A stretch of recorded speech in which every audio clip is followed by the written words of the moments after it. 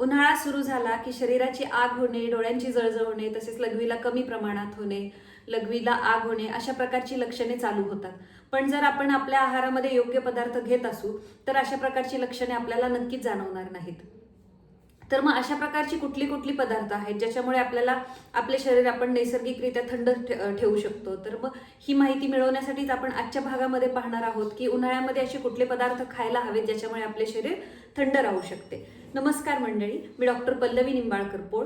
Welcome back to our channel. आपण आपल्या चॅनलमध्ये कायमच हेल्दी राहण्यासाठीच्या गोष्टी शेअर करत असतो आणि तुम्हाला जर अशा गोष्टींमध्ये इंटरेस्ट असेल तर आजच आपल्या चॅनलला फॉलो करा आणि आपल्या चॅनलला शेअर करायला विसरू नका, जेणेकरून असे बरेच मंडळी आहेत ज्यांना हेल्दी राहण्याची इच्छा आहे पण नक्की शास्त्रीय माहिती कुठनं मिळते ही आपल्याला माहिती नसते आणि म्हणूनच मग त्यांच्यापर्यंत ही शास्त्रीय माहिती योग्य स्वरूपात पोहोचवण्यासाठीच तुम्ही आपल्या चॅनलला शेअर करा, म्हणून मग त्यांना देखील हेल्दी राहण्यासाठी मदत होईल. तर मग पाहूयात की आपण आजच्या भागामध्ये पाहूयात की उन्हाळ्यामध्ये असे कुठले पदार्थ खायला हवेत जेणेकरून आपलं शरीर नैसर्गिकरित्या थंड राहू शकेल, आपल्याला जास्त प्रमाणात तहान लागणार नाही, तसेच आपल्याला लघवीची जळजळ होणार नाही. तर आयुर्वेदात असे काही पदार्थ सांगितलेले आहेत ज्याच्यामुळे आपल्याला आपलं शरीर थंड राहण्यास मदत होते. तर पाहूयात. एक नंबरला आहे वाळा. वाळा हा आयुर्वेदानुसार शीतगुणाचा आहे आणि हा नैसर्गिक कुलंट सांगितलेला आहे. म्हणजेच काय तर तो दाह प्रशमन म्हणजे शरीराचा जी काही जळजळ होते, म्हणजे शरीरामध्ये कुठल्याही अवयवाचा जो दाह होत असतो तो वाळ्यामुळे कमी होतो. वाळा हा सुगंधी सांगितलेला आहे आणि त्याच्या पासून जे काही आपण पाणी पितो, म्हणजे की वाळा घालून जे पाणी पिलं जातं त्याच्यामुळे आपल्याला तहान जास्त लागत नाही आणि आपल्याला आपल्या शरीरातील जो काही दाह आहे तो कमी होऊन जातो.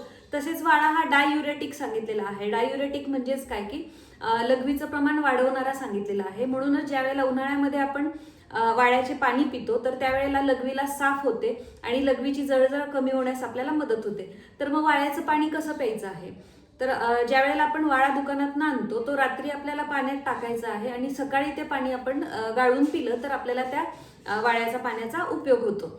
2 नंबरला पदार्थ पाहणार होतो आपण सब्जाचं बी. ह्याला स्वीट बेसिल सीड्स असे देखील म्हणतात. आयुर्वेदामध्ये सब्जाचं बी जे सांगितलेलं आहे हे शीत आणि स्निग्ध गुणाचं सांगितलेलं आहे. तर उन्हाळ्यात सब्जाचं बीचे पाणी पिण्याचा फक्त उष्णतेसाठीच उपयोग होत नाही तर त्याचा इतरही खूप गुणधर्म चांगले आहेत. कारण सब्जाच्या बीमध्ये खूप जास्त प्रमाणात सोल्युबल फायबर असतं, तसेच त्याच्यामध्ये ओमेगा 3 फॅटी ॲसिड्स आहेत आणि लोहाचे प्रमाण देखील जास्त आहे.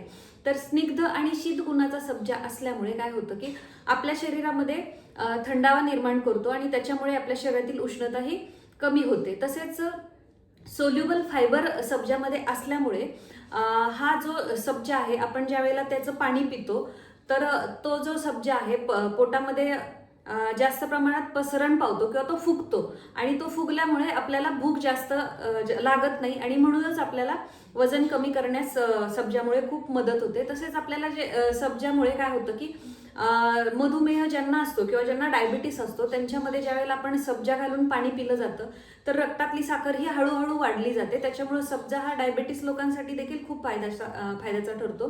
तसेच ओमेगा 3 फॅटी ॲसिड्स हे हृदयाच्या संरक्षणासाठी खूप उपयुक्त असतात आणि मग आपल्याला ज्या वेळेला आपण सब्जाचं पाणी पितो ते अगदी सहज घेतलं जातं आणि आपल्याला हृदयाचं संरक्षण किंवा आपल्या हृदयाचं कार्य व्यवस्थित चालू राहण्यासाठी सब्जाचा उपयोग होतो. आणि लोहाचं तर प्रत्येकालाच माहीत असतं की लोह हे हिमोग्लोबिनसाठी खूप महत्त्वाचं आहे आणि म्हणूनच आपल्याला सब्जाचं बी जे आहे हे उन्हाळ्यातील उष्णता आणि हे इतर देखील त्याचे गुणधर्म चांगले असल्यामुळे आपल्याला सब्जा बी हे आहारात ठेवलंच पाहिजे.